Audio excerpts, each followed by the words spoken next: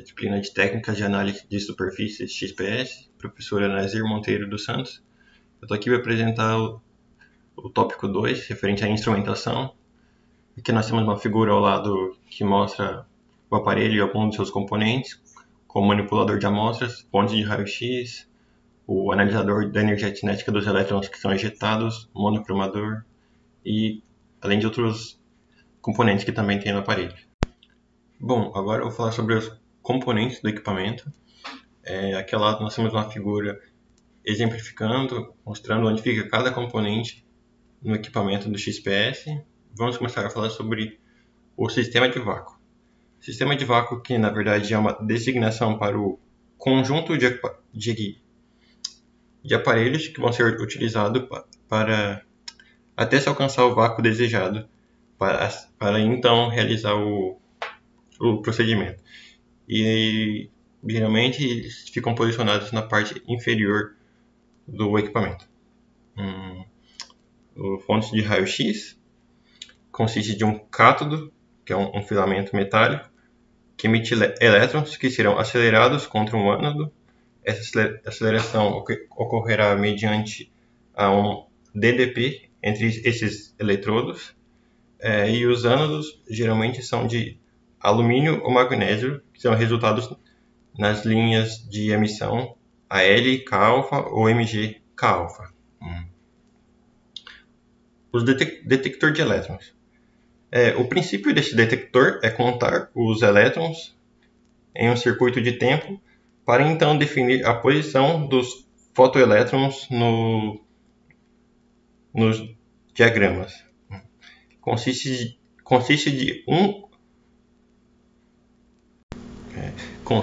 um ou mais canais de elétrons que irá gerar então elétrons secundários acelerados pelo dispositivo.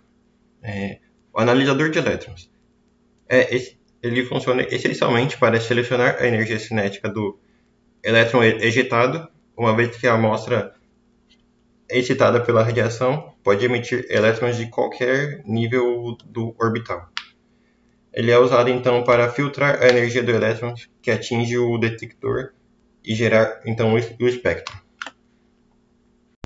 E o monocromador, pelo que eu entendi, é um dispositivo que tem a função de selecionar a energia do feixe de raio-x incidente. Ele é um dispositivo óptico que transmite uma faixa estreita de comprimentos de onda, que é mecanicamente selecionável, de radiações escolhidas de uma larga faixa de comprimentos de onda disponível na entrada. Canhão de íons é uma parte do equipamento que tem a função de limpar a superfície da amostra de contaminantes ou gases atmosféricos que possam estar depositados na superfície da amostra. Bom, agora passando para o sistema de vácuo, como eu já mencionei no slide anterior, é um sistema, ele é composto pelas bombas mecânica rotativa, bomba de turbomolecular, bomba de íon, válvulas e medidores de pressão, onde cada dessas bombas irão desempenhar até alcançar algum nível de vácuo. Começando pela bomba mecânica, ela é responsável por alcançar o vácuo primário e posteriormente o vácuo médio. A bomba difusora irá alcançar o alto vácuo e a bomba de íons até alcançar o ultra alto vácuo. A bomba mecânica produz o vácuo primário, como eu já falei, que é até alcançar a ordem de 10 na menos 1 torr, pressão na ordem de 10 na menos 1 torr, e depois passando até alcançar o vácuo médio, que é uma pressão na ordem de 10 na menos 4 torr. Passando para a outra câmara, onde se encontra a bomba turbomolecular, ou bomba difusora, produz desde o vácuo médio até alcançar o alto vácuo, que é na ordem de 10 na menos 8 torr. Por último, é responsável por alcançar o ultra alto vácuo. A bomba iônica é utilizada para bombardear isoladamente a câmara de análise da amostra, que propicia uma pressão residual na ordem de 10 na menos 11 torr, que é o chamado ultra alto vácuo. Bom, agora passando para o procedimento experimental, antes de qualquer coisa, a amostra deve passar por um processo de limpeza. Antes de introduzi-la no porta-amostra, deve ser removido totalmente contaminantes com algum tipo de solvente, com algum solvente ideal. Geralmente é utilizado o hexano ou algum outro hidrocarboneto. Pode ser feito ainda o processo de hatching, que é a limpeza da amostra pela pulverização de íons para remover o contaminante, ou pode ser feito com algum tipo de gás inerte também. Depois é necessário a escolha do porta-amostra, que depende do tipo da amostra que vai ser utilizado. Passando dessa etapa, inicialmente deve ser obtido um longo espectro de varredura para identificar os elementos presentes na superfície da amostra que vai ser analisada e depois escolher os picos de interesse. Também é necessário definir a fonte de raio-x, que pode ser algum ânodo de alumínio monocromático ou ânodo de magnésio, ou pode ser ainda um duplo, que é alumínio e magnésio. Definir o tipo de energia de ligação ou energia cinética, que vai ser avaliada, e finalmente definir a região que vai ser analisada da amostra. Após a definição dos dados de aquisição do espectro, é necessário definir os valores da corrente e da tensão da emissão de raio-x. Após estabelecer todos esses parâmetros, basta ligar a fonte de raio-x e analisar a região da superfície e a aquisição de dados se inicia. Bom, agora passando para a aplicação da técnica, eu tenho aqui esse artigo que eu encontrei, que ele fala da caracterização de filmes de polipirrole em substrato de cobre. Primeiramente, um pirrol é essa molécula aqui com um anel aromático que após passar para o processo de polimerização, temos um pequeno pedaço do polímero, do polipirrol, entre parênteses temos o monômero, que é o N-polipirrol. Um resumo do trabalho que foi feito é que os filmes de polipirrole foram depositados eletroquimicamente, ou seja, esse polipirrol é um polímero condutor, que é dito condutor.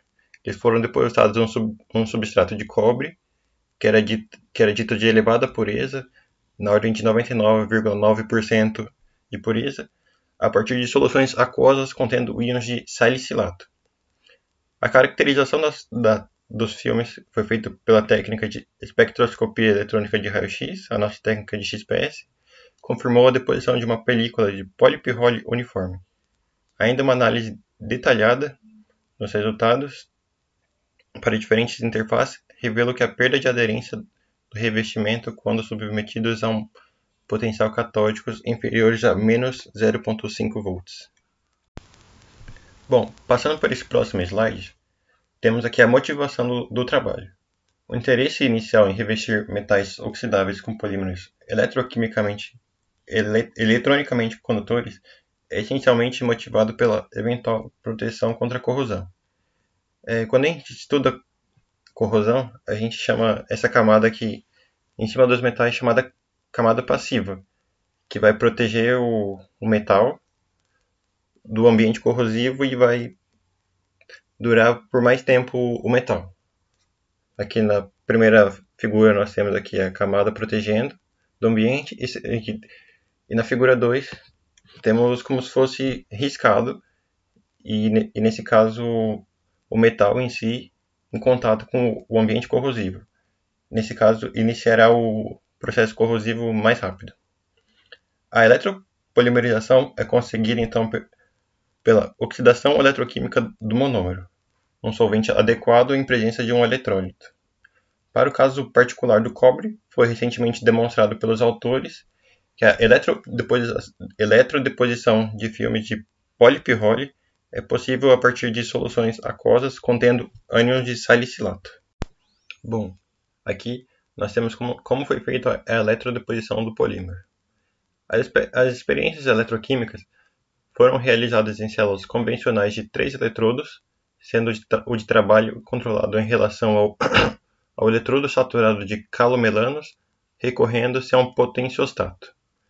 Os eletrodos de trabalho foram construídos a partir de discos de cobre puro, selados com resina epoxídica em suporte de teflon. A superfície do eletrodo exposta foi polida mecanicamente até o acabamento espelhado, utilizando suspensões aquosas de alumínio. Uma folha de platina de elevada área superficial foi ainda usada como contra-eletrodo. E por fim, a eletrodeposição do polímero polipirrole foi realizada por controle galvanostático a 1,5 mA por centímetro quadrado, a partir de uma solução aquosa de 0,5 mol por decímetro cúbico de pirrole a 1 mol de decímetro cúbico de salicilato de sódio. Bom, aqui nós temos os resultados. Eu peguei apenas os resultados da caracterização, que é o que engloba a nossa técnica, que é o importante para a gente. E ela foi feita da seguinte maneira, como mostra aqui nessa figura aqui ao lado. Primeiro foi analisada a superfície do polímero, a superfície externa. Depois a outra superfície do polímero que entra em contato com o substrato de cobre. E por último, o cobre. Para o filme de polipirrole em cobre no estado oxidado, além dos elementos expectáveis tais como nitrogênio e oxigênio, provenientes da estrutura polimérica e do agente dopante salicilato, foi também detectada a presença de sódio. A presença desse sódio na fase superior, no estado oxidado, pode ser devido à contaminação proveniente da solução eletrolítica. Bom, agora, chegando à conclusão que os autores chegaram, foi que a caracterização dos revestimentos por espectroscopia eletrônica de raio-x confirmou a deposição com sucesso do polímero polipirrole no substrato de cobre. Os resultados obtidos por essa técnica colaboram à formação de filmes de polipirrole contínuos, para os quais ocorreu com um grau de dopagem de 0,22. A análise detalhada dos resultados confirmou a atribuição da perda de adesão para filmes polipirrole quando submetidos a potenciais catódicos inferiores a menos 0,25 volts, devido à redução da camada passivante intermédia, deixando as películas poliméricas sem qualquer suporte ao eletrodo. Bom, e é isso. Obrigado.